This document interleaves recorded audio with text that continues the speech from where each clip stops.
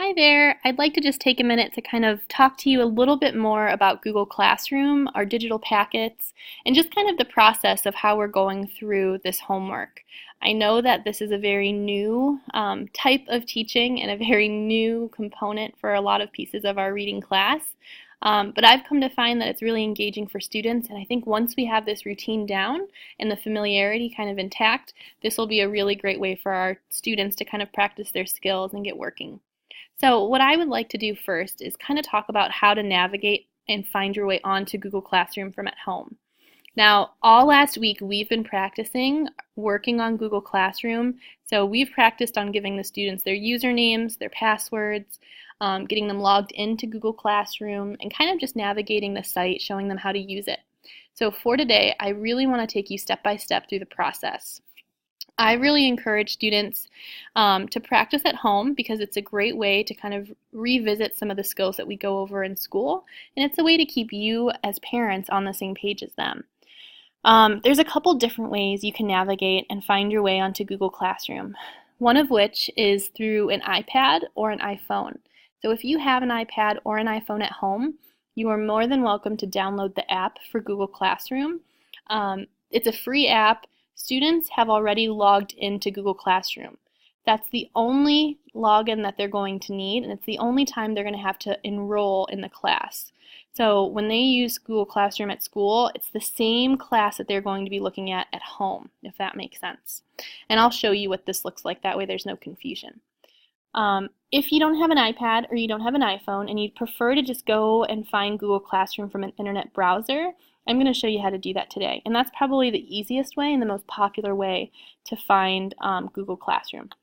So I use Google Chrome as my browser. Some of you may have Firefox or Internet Explorer. There's tons of different ones out there. But I'm going to ask that you simply just type in Google from whatever web browser that you have. When you do that, it's going to take you to a page that looks like the one I have on the screen currently. And I'm just going to type into the search bar. So when I type into my search bar, I am just going to simply Google Classroom. And you can see it's kind of pulling it up. It's obviously a site I use often. Okay, so once I have entered in Google Classroom, the first link that pops up says Classroom Google Accounts. That's the one that I want to be working with, and that's the link I want to click. But before you click on this link, there's something very important that I'd like for you to look at. You'll notice at the top right-hand corner, you can see that there's a picture of myself. If you currently have a Google username or a Gmail account or a Google account, I think many of you are running into issues because you are signed into your own personal Google account. So what you need to do is click on your image or your letter of the name or whatever icon you have at the top.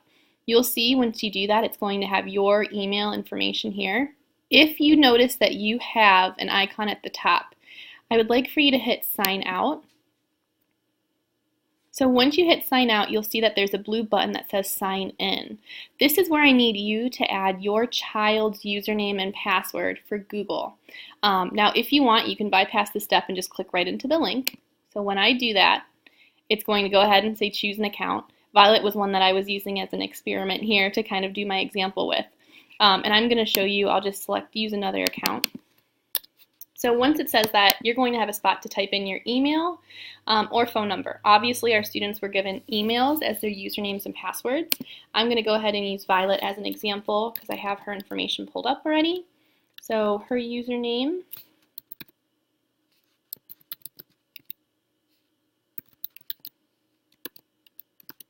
and another important part is after you have the username entered, remember it's written in every student's agenda, the front page there, you also need to include at amherstek12.org.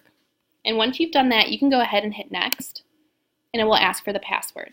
Make sure that it has your child's name at the top, and please make sure that you're entering and typing everything correctly as well. I've had a couple students have issues with that.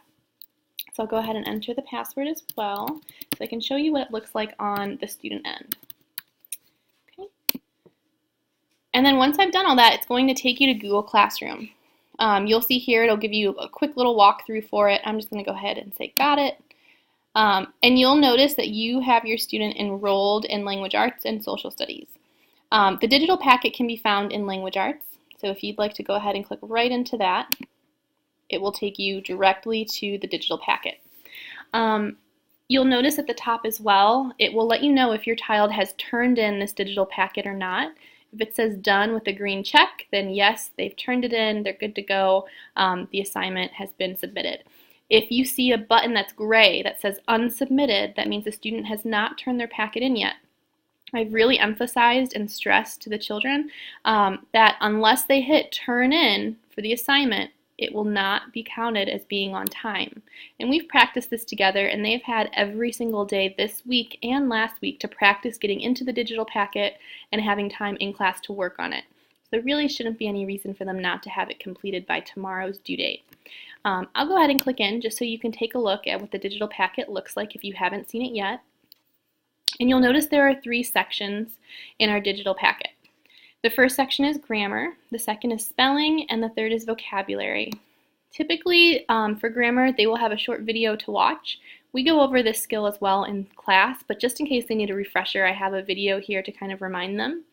Once they've watched the video, they are to go to IXL. So you can see everything is linked. So all they have to do is click on the red writing, and it'll take them right to the practices they need to work on. So you can see here, I'm signed in, it has my name. I've walked the students through and really emphasized that they need to make sure they have their logins already ready to go and their username is signed in with their name at the top in order to get credit for this portion. There's questions for them to practice. They simply submit it, and they keep working until the very end. So they complete all of these questions until it stops them and the page shows a medal, I believe, and tells them that they've completed it. So that's the IXL portion. Once they are done with that, they're going to go ahead and click on the form. Violet's already turned hers in, but when you click on it, it will redirect you to questions. This is the one that I take for a grade, and this is the one that gets placed into the grade book. So you really want to make sure that your child is taking their time on the forms when they're completing the digital packet. And I've reminded them of this, and I've also let them know that this is where the grades come from. Although they do need to make sure they do all the tasks, these forms are what I look at to pull the grades from.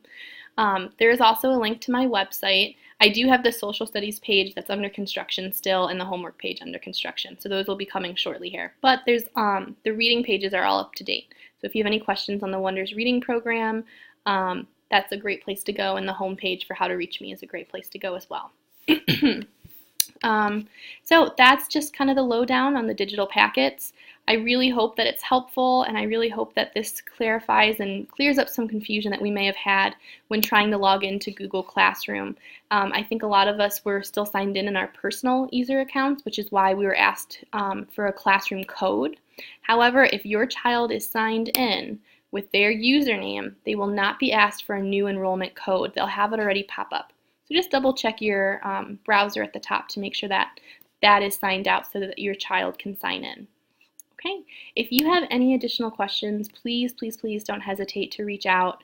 I do have Remind 101 if you go to that web page that I had linked on the digital packet to sign up for any kind of updates. It's a quick way if you need to shoot me a text message or have a quick answer that you're looking for a very quick response to. Or, of course, you're always free to email or call the school if you need to get a hold of me. Digital packets will continue throughout the year, and I'm really hoping that as the year goes on, our students will be able to become more familiar with it, and obviously it'll be a little easier to navigate this site. But yeah, if you have any questions, don't hesitate to reach out, and I'm really looking forward to meeting many of you tonight at Open House. Thank you. Have a good night.